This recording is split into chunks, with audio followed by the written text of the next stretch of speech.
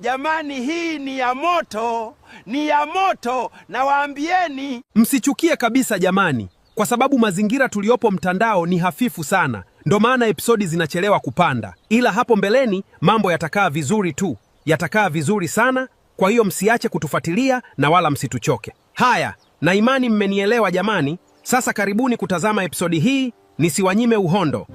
Karibuni. Karibu Sumbawanga.